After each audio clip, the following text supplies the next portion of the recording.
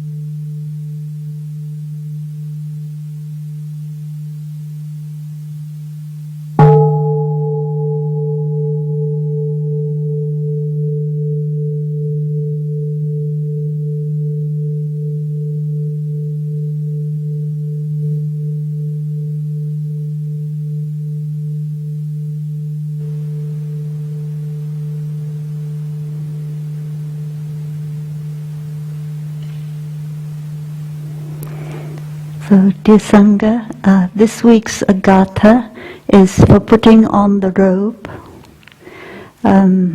This is one of the gathas to help us be in touch with the ultimate dimension when we are doing something. And when I translate as in the here and now, putting on the robe in the here and the now. In fact, it's not a very accurate translation. In Vietnamese, it says in the historical dimension. But I find that poetry with the word historical dimension in it is not very poetic. But you should know that's what it means. And in the second line, it's really referring also to make it poetic. I adorn myself and the world. But in fact, in Vietnamese, it says, I adorn my personal retribution and my environmental retribution. But these very long words in English, they don't sound very poetic. So I removed them, and I put myself and the world, which is what is meant by, in a way, by my own retribution, my own karma. And, So that is wonderful chance for us when we put on our robe to come into touch with everything that makes up our life, our own personal karma and the karma of our environment. And this morning I was walking here and I was thinking about, 20, 30, 40 years ago, what was the weather like in October? And I remember we have those crisp, cold mornings with the frost, because usually the frost in this part of France, it already begins it used to begin on about the 25th of September, and now we don't get those cold, crisp mornings anymore. What we have is wind and rain, and some cold wind from the melting ice in the North Pole today. Anyway, then I thought, well, that is my environment. And even if it's not exactly like I want it to be, that is my retribution. So I want to still take good care of my environment.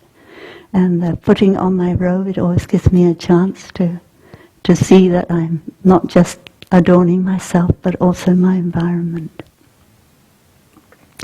The Pure Land is in the palm of my hand. These gathas is to help us really to be in touch right away with the ultimate dimension when we're doing something. And so here I have to recognize that whether it's the Pure Land or not depends on me, depends on my thinking, whether my thinking is pure, my speaking and my acting are pure. So that is to remind me of that. And the last sentence, I don't know if I translated it correctly at all. Creator and creation into are. This gives me the idea that creation is always taking place. The creation of our world is always taking place at every minute. And I'm part of that too, that creation too. So please enjoy this gatha. Put it to music if you can.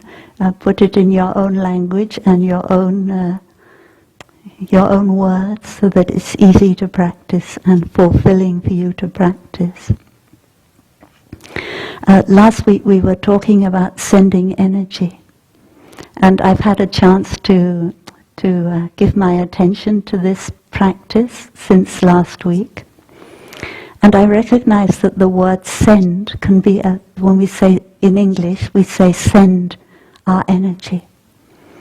And I recognize that can be a little bit misleading, because we may have the idea that's something I have to do. I have to do something to send my energy. But to me, to be able to give energy to someone, what I need to do is to concentrate, to be really there in the present moment and concentrate. And that's all I need to do. I don't need to do anything more.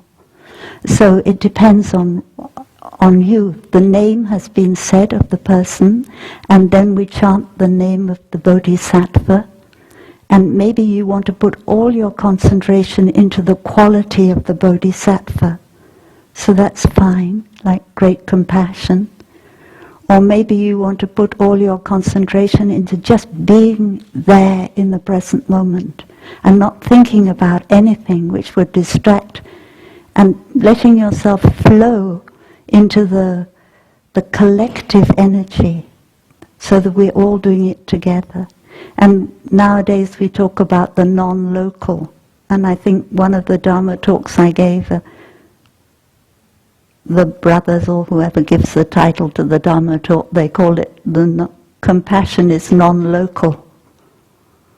So if we give rise to compassion here, then it has an effect somewhere else.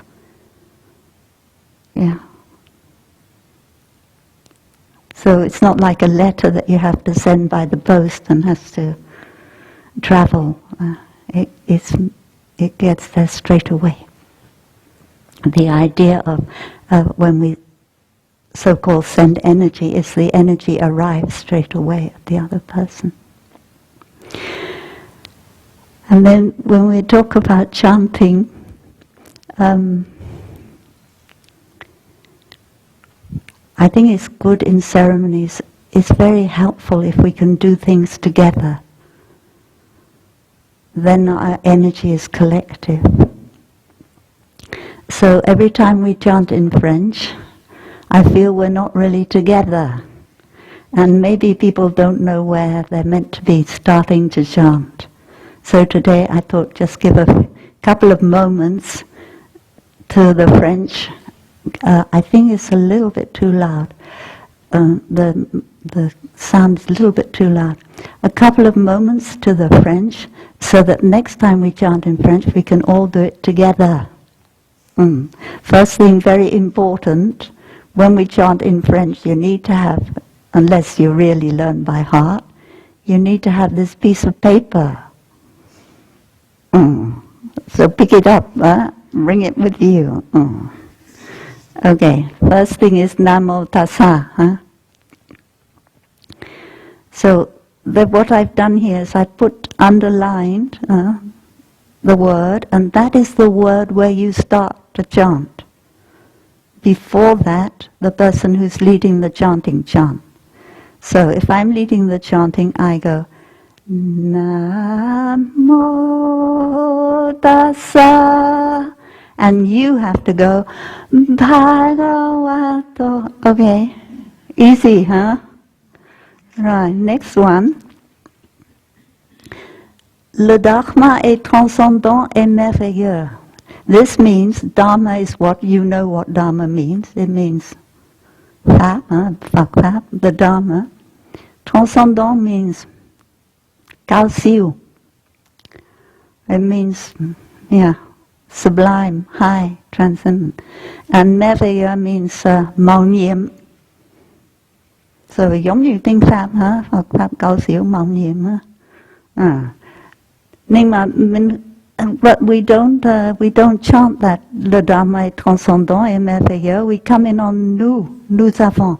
And nous means we. Chúng ta, we. So it's good we all come in together on the word we. Le Dharma est transcendant et merveilleux. Nous avons... Oh, very good, huh? Right. Okay, so that's easy to remember. If you remember nous means we, then you'll easily remember that that is where you have to come in. Okay, next one. Je prends refuge dans le Buddha. Le Buddha is the Buddha, and je prends refuge is I take refuge. Okay. Quay về nương tựa. I take refuge. And celui is the one who shows me the way. Người chỉ đường. Okay, yeah. So, je prends refuge dans le Bouddha, celui qui me montre. Okay, good. And finally we have cái này là hỏi hướng á. Offering up the merit. You come in on pratique, Recite tức là tụng kinh, Recite là tụng kinh, pratique tức là thực tập. Recite les sutras, pratiquer la voix. All right, very good. Singing lesson is over.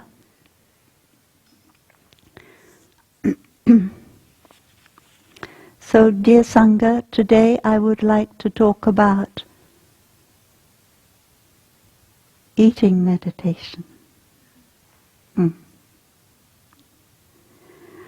And first of all, we need to look at the spirit of mindful eating in the Plum village tradition.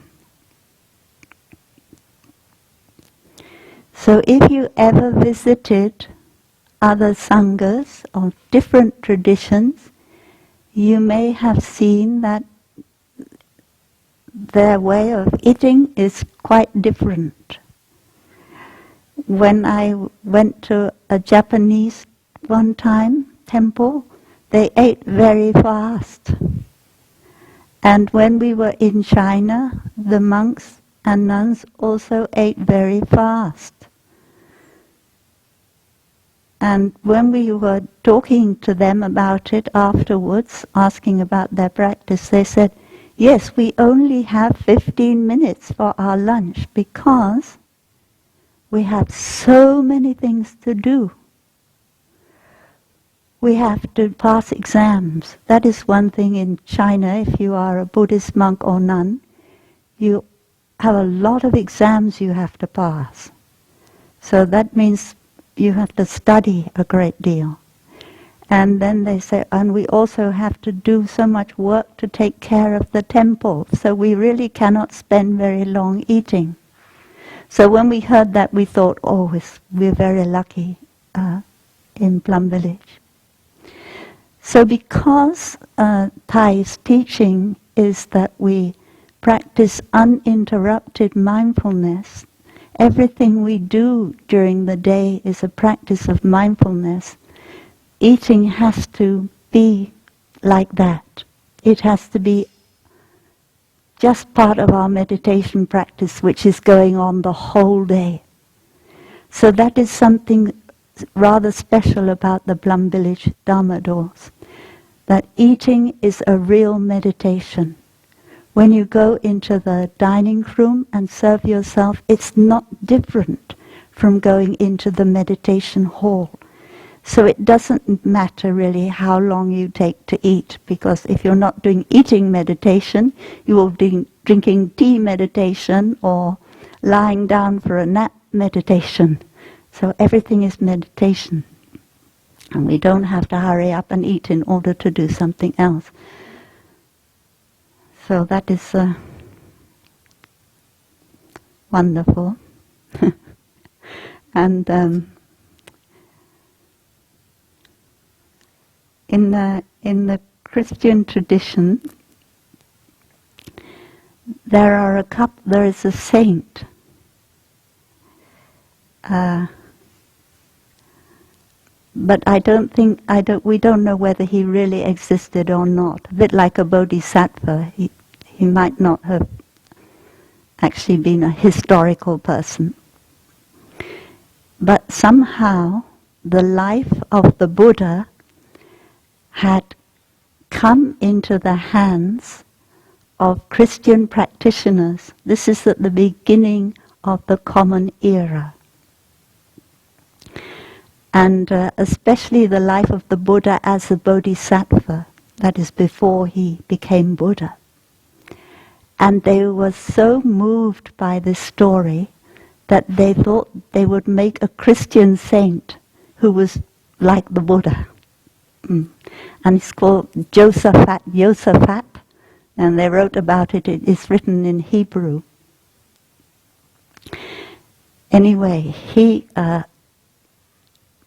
practiced like the Buddha. He was a prince. He left home, and but he's Christian. And then he wanted to practice austerity. He wanted to practice kohan, self-mortification. And he said, I am tired of being hungry again and again. I hunger after final satiety. I hunger to be satisfied always and not have to feel, oh, I need to eat something again. And sometimes when I eat my breakfast and I feel, oh, I've had enough for the whole day, but then at lunchtime I feel hungry again. And after I've eaten my breakfast, I think, I'm sure I've eaten enough for the whole day. So sometimes I think I'm also tired of feeling hungry again and again. But that is part of our humanness. That is what we are as human beings. We can't just say, I'm not going to eat. And then what I'm hungry for is nirvana. That is true. But in order to go on, there is no way to nirvana. Nirvana is the way. So while I'm eating, I can practice being in touch with the ultimate dimension. So first of all, the Thai tells us in a meal we're in touch with two things. One is the Sangha, and the other is the food that we are eating. And those are the objects of our mindfulness. In the past, we did not have a picnic lunch. But picnic doesn't really mean picnic, by the way. When I first heard picnic, I thought we were all going to go outside and sit on a rug. And but then I realized picnic just means that we can sit where we like and we don't have the bell. Anyway, let's call it picnic because that's the word we've given it. We didn't have picnic lunch, but one day somebody said, oh, Thai, the Sanghas, I don't know, have so much, it's such a beautiful day, huh? It's such a beautiful day. It's a shame to sit inside. Can we sit outside? So Thai said, okay, yes, but when you sit outside, you have to make sure that you can see and are seen by at least 4 other brothers or sisters. Don't go away and eat on your own. So the thing about Plum Village Dharma Door is togetherness, eating together. And when you've been sick for a week or two and you've had to eat on your own in your bedroom, you probably appreciate how wonderful it is to be able to sit and eat with the Sangha and feel the Sangha energy. So the sister said to me, oh, don't go out and eat breakfast with the Sangha. It's very cold in the morning. So eat at home. Huh? So the only meal I can eat with the Sangha is lunchtime. And I appreciate so much the energy that I feel at that time. And I also remember when I first came to Plum Village, we had the 5 contemplations which were read. And we were a small Sangha then. And so maybe not more than 20 people. And so of course we would wait for everybody to serve themselves, and then we would read the 5 contemplations. And anybody who was late and wasn't there and sitting down when the 5 contemplations were read was not allowed into the dining room until the 2 sounds of the bell. And I was a little annoyed with that sometime when I was late and hungry, and I had to wait for 2 sounds of the bell, and then I came in and there wasn't much food there. But that was, we really had to do that. So, and then I realized how important that was, because when we have all sat down, we're all gathered, we create a wonderful, peaceful atmosphere. And if when we've been sitting down quietly for 5 minutes or 10 minutes, eating peacefully together, somebody suddenly comes in, serves themselves to food, and then comes and sit down, it is a real disturbance. I don't know if you've noticed that. So the second thing is that nowadays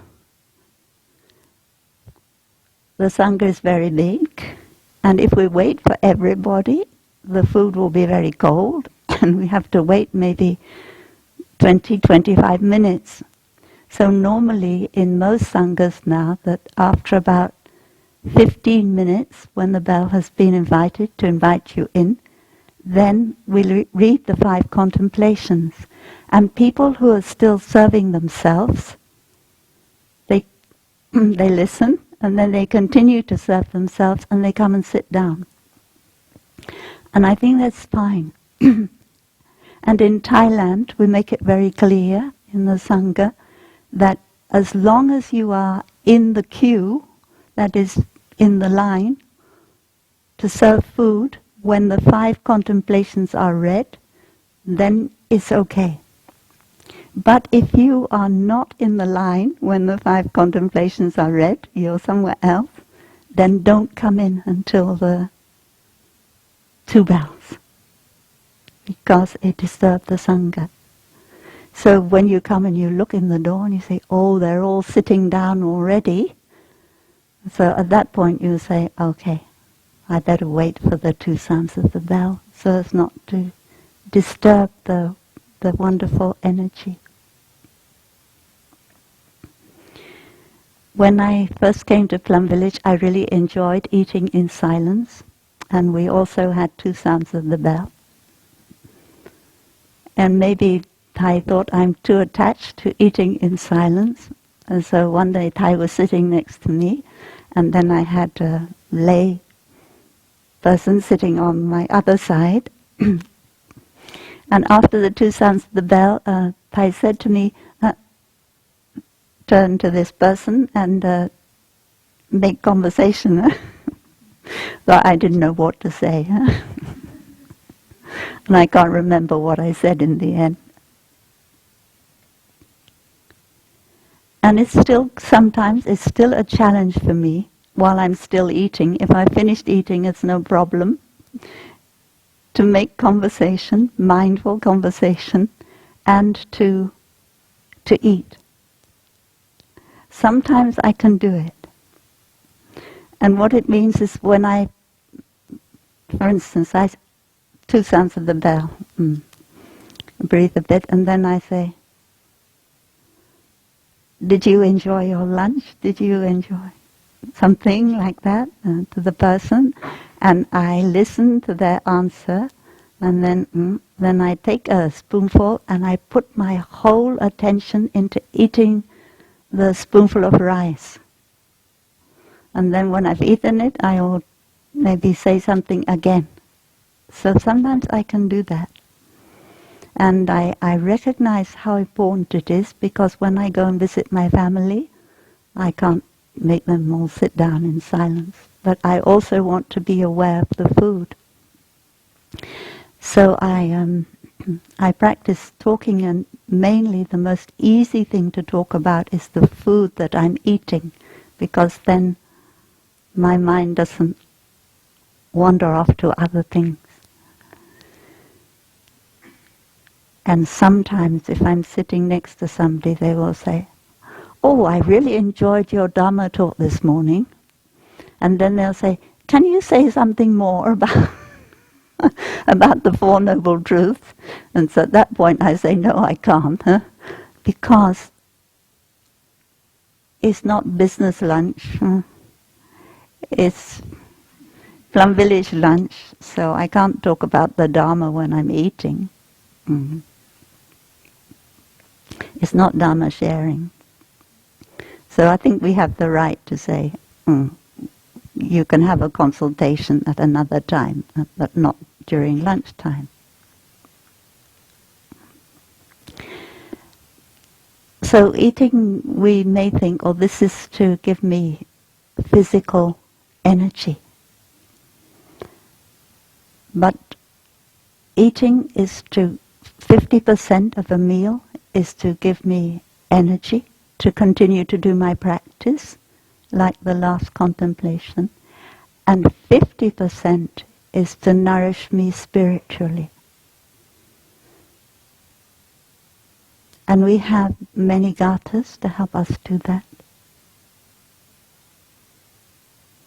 And as I've said many times, I really enjoy the first 4 mouthfuls. Bringing happiness to someone today, helping someone suffer less today, feeling joy today, being able to embrace everyone in my heart today, those 4 things.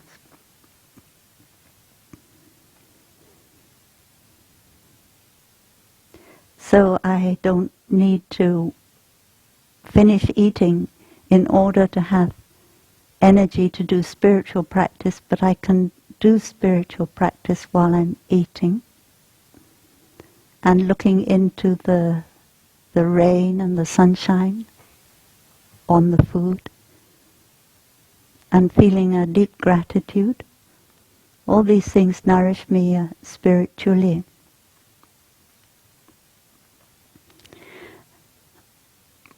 And now we have the formal meal. I heard that some people don't like the formal meal. I mean, some newly ordained and not so long ordained, and maybe some long time ordained. It's not their favorite practice. So somebody said, can I say something that will encourage people to like the formal meal more? I don't know what to say, because for me the formal meal is a practice, one of the practices I like most of all. And the other day at the beginning of the Rains retreat, we had our first formal meal. Oh, that was a deep happiness for me. I don't know how many people it wasn't a deep happiness. 10 months I hadn't been to a formal meal. I counted up, because toward the end of the last autumn retreat I wasn't well enough to go to a formal meal. And then we had the virus and we couldn't have a formal meal together anymore. So that is a great happiness for me to have formal meal. And sometimes I ask myself, why do I enjoy formal meals so much? And I think it's because it's when my practice of mindful eating is at its strongest. When I feel that every mouthful that I take is in mindfulness because of the energy of the Sangha and because I enjoy it. And then I think about the past and the history of the formal meal in Plum Village. And I think maybe there were times when I didn't enjoy it as much as I have done recently. When we first started having formal meal, that's probably after Sister Chan Kom and I and Sister Chan Duc had been ordained, Thai decided to have formal meal. It really was formal. We had to wear the Sanghachi robe, and we also had to wear something which was a little bit difficult for me, called the wooden clog. The clog is a kind of footwear, made out of wood. And well, it was very uncomfortable to wear, and I was always afraid. I wasn't very good at walking in these clogs. They were a piece of wood with a piece of, I think it's plastic over the top. Anyway, I was afraid I wouldn't be able to walk beautifully. It was difficult for me to walk in them. So, and Thai decided after a few months that we didn't need to wear the clog anymore. So I was quite happy about that. So we would serve ourselves to food just like we do today.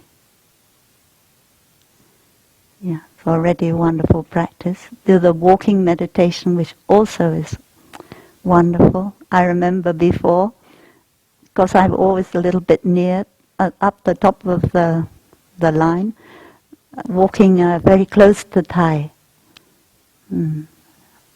So I learned a lot how to walk mindfully, holding your bowl from Thai, looking straight ahead, keeping the right distance between myself and Sister Chan Kom.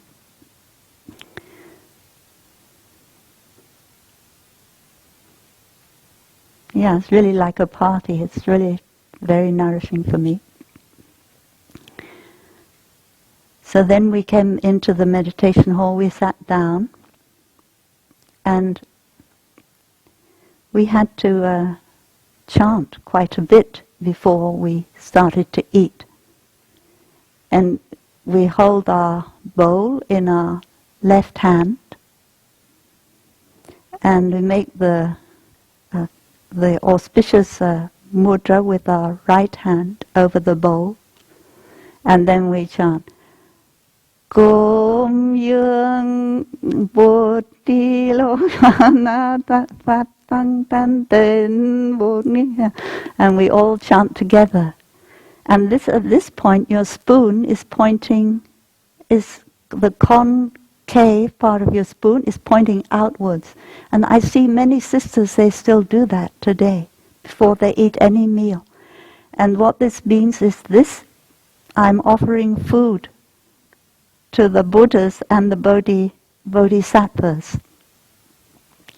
So when you do that, you have to feel that you too are going to eat like a Buddha and like a Bodhisattva.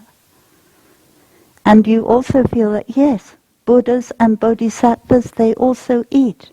They also enjoy eating. So eating isn't something that we shouldn't really be doing, but we're forced to do, but something we can really enjoy. And then we will say the sáu ba đức sáu vị, the three gunas and the six tastes all beings are offering these up to the Buddha and the Sangha. And the three gunas, ba duc, that comes from the Indian Ayurvedic tradition, the three qualities. And in case you didn't know this, I don't know, in the Indian medicine, food has three qualities. One is called sattvic, one is called raja, and one is called tamas. So different kinds of food have a different kind of quality. And we try and we keep the balance so that for our health. So we offer these the three virtues here, the three qualities here doesn't mean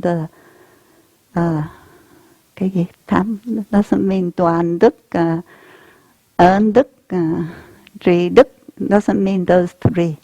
It means three different qualities in the food. And the six tastes mean hot, spicy, sour, sweet, bitter, astringent, salty, and that kind of thing. So all those things are there in your bowl, and all beings are offering up to the Buddha. So that's the first part. Put us in touch with the fact that Buddhas and Bodhisattvas also eat, and we are a Buddha and a Bodhisattva. Second part is offering to the hungry. And we know the story of the great Garuda bird, the eagle, or whatever he was. Garuda is like an eagle. And he wanted to eat a snake, but the snake took refuge under the Buddha's robe. And the Buddha said, "Don't eat the snake, the monks will make offering to you." So every day we should make offering to those who are hungry. And we used to pass a plate around, and everyone would take a little bit out of their bowl and put it on the plate as an offering, and at one time. And then Thai also would make an offering into water, put the 3 grains of rice or grains of rice in, give it to the novice, who takes it to the door there, open the door, go outside, and chants the Garuda bird. So the Garuda bird can come, all those who are hungry can come and pours the rice and the water out.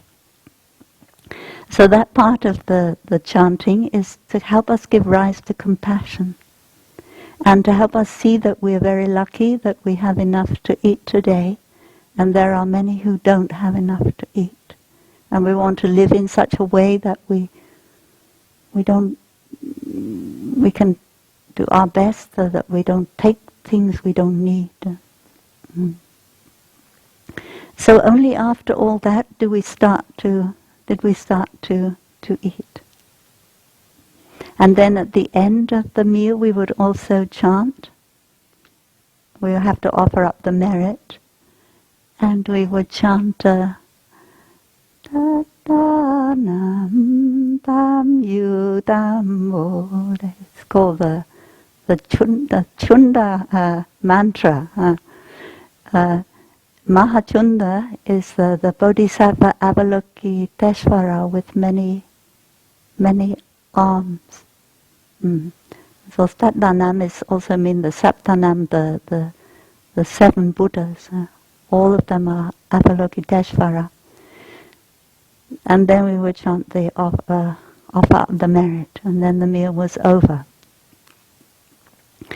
So maybe that my experience of formal meal like that in the past is having to do with why I enjoy it so much today, because I recognize from that experience what the spirit of the meal is, and now that we've been able to drop a lot of the formality, and I know that that is something that Thai really wanted to do, is not make things too formal and not be caught in ritual, because I also saw that in the West people are a bit tired of too much ritual, which in the end it can lose its content, and then it just becomes an outer form. So after that we just wear our brown robe, and sometimes we wear all kinds of things on top of it too. And we don't have any chanting at the beginning. We send energy at the end to take. I think that's a very beautiful way of offering up the merit. So those of you who are taking care of our donors and want us to offer up merit for them, I think we can write out all the names and put them on the altar, and then we can just say that by the merit of our practice, by the merit of the generosity of our donors, we we pray, or we pray for these people. We send our merit to them, because when we send energy, we base it on the merit of our practice. And also we can, since our donors have asked, it also can be based on the merit of our donors giving also. So when at the end of any kind of ceremony we practice what is called sharing the merit, mean we don't want to keep the merit of our practice for ourselves. Whatever merit arises, we want to be able to share it. And so when we practice the formal meal, we put all our heart into it, we don't want to keep that for ourselves. We want to share it.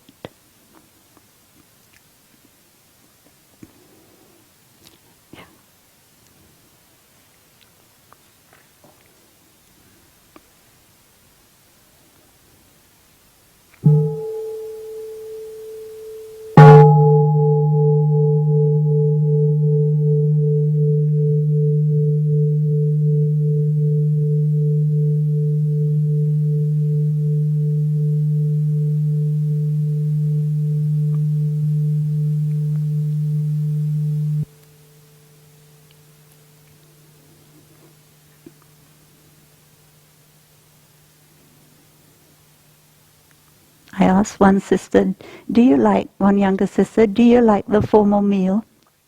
And she said, I like the formal meal, but I don't like wearing the scarf. So we don't have the clogs anymore. We don't have the sangati, but we have the scarf. And I recognize that she's not the only one.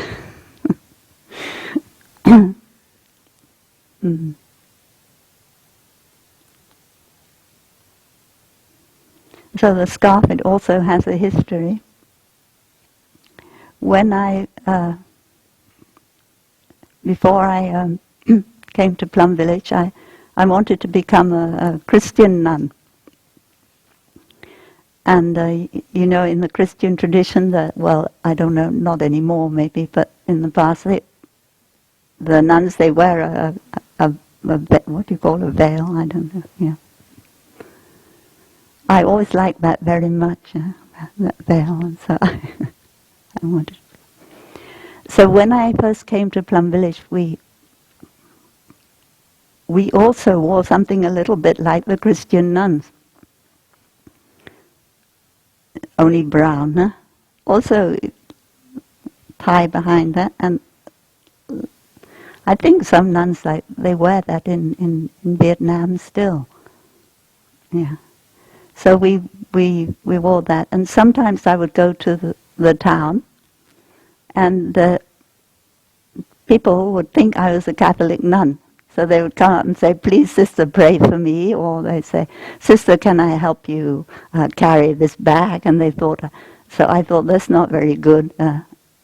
We had to keep our head covered because I think nowadays the shaved head is more accepted. But 30 or 40 years ago, people could not accept shaved head very easily. Especially my family, they could not accept my father and my mother because they associate with Nazism. Yeah, Nazis used to shave their head. So whenever I went home, I had to keep my head covered the whole time.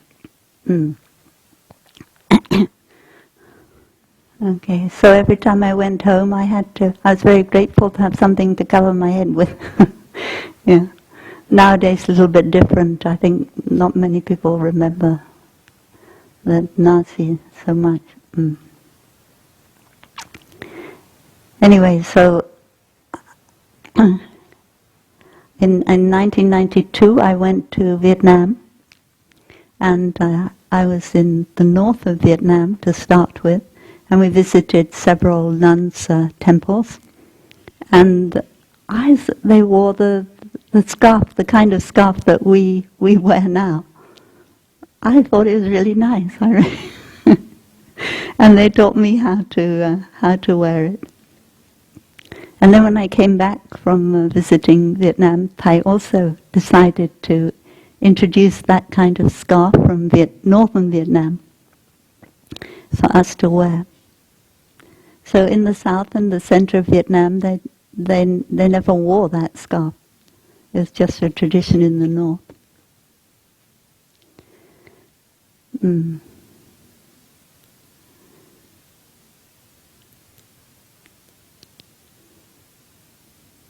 So then we have a gatha for putting on the scarf.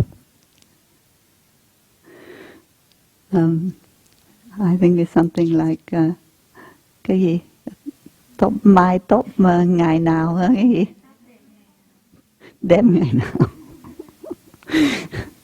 So what was a beautiful head of hair is now a brown scarf. Yeah, I wear it so I can be aware of my freedom as a nun. Tự do là người tu.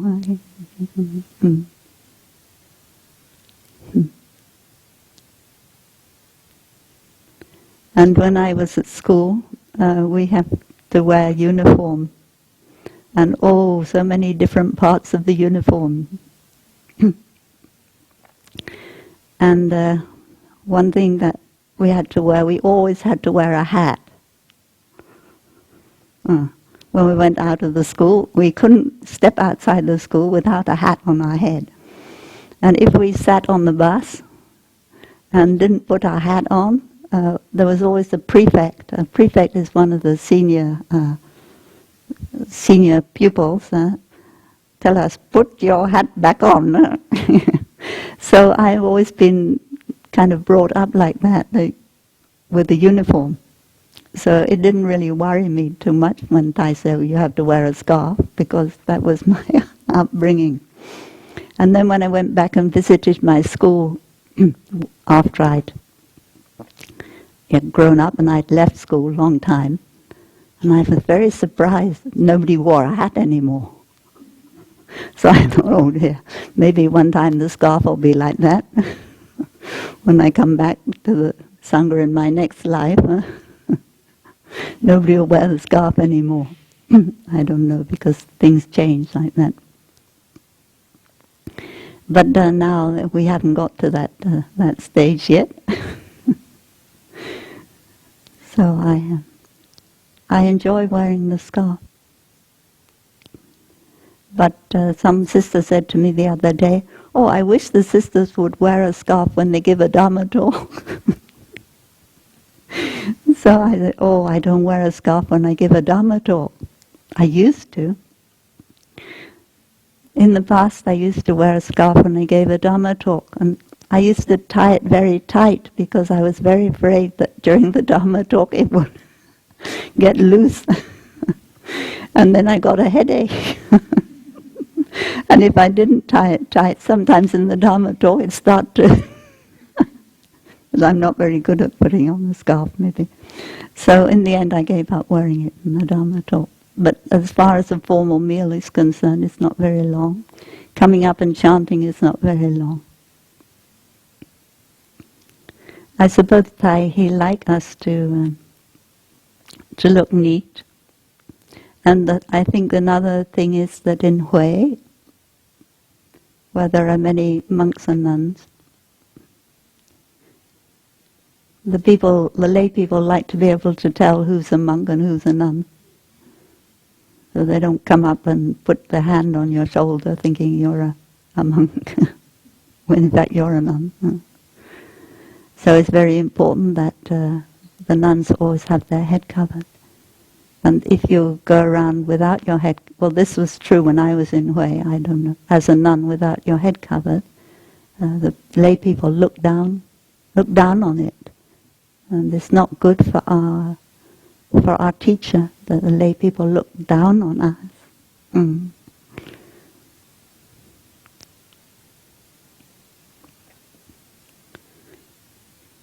When we went to Taiwan in 1995, we stayed in a monastery in Taichung, in the center of Taiwan. And we all arrived wearing it was spring and still quite cold, wearing our various jackets. You know that in Plum village we all have a different jacket.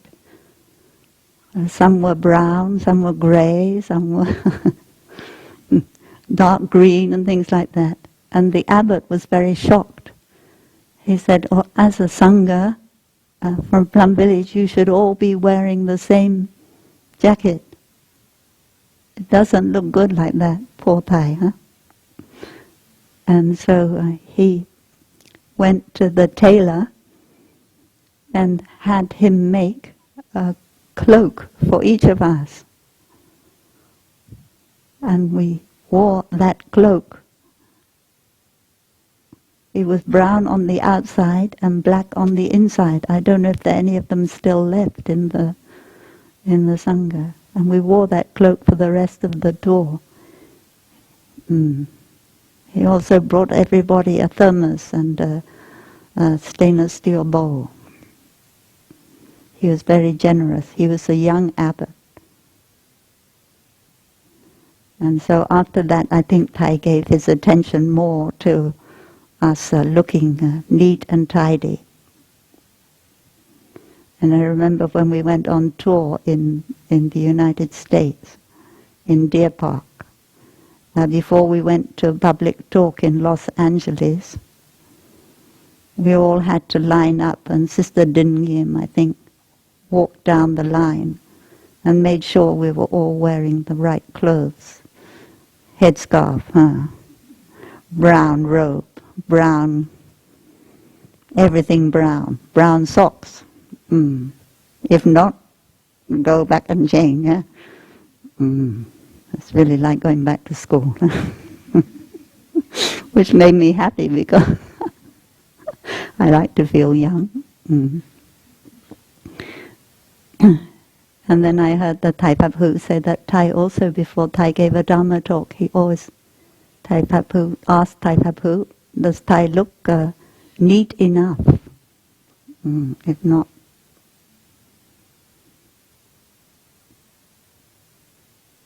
so sometimes we have to sacrifice a little bit our personal wishes in order to look like a Sangha body when we come up and sing, when we go to the formal meal. And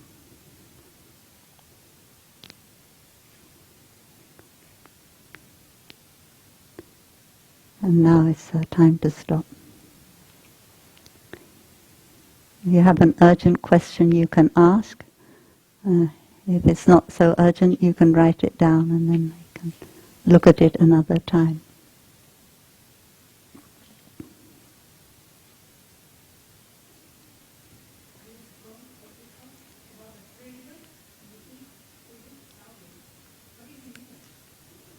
Yeah, the three kind of qualities of food. And one of them is the sattva, which means light and the most nourishing.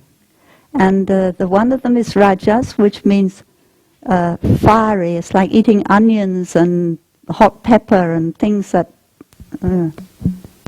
make you hot. Huh? And the other is tamas, which make you rather heavy. Things like beetroot, potato. Are they tamas? They're also tamas.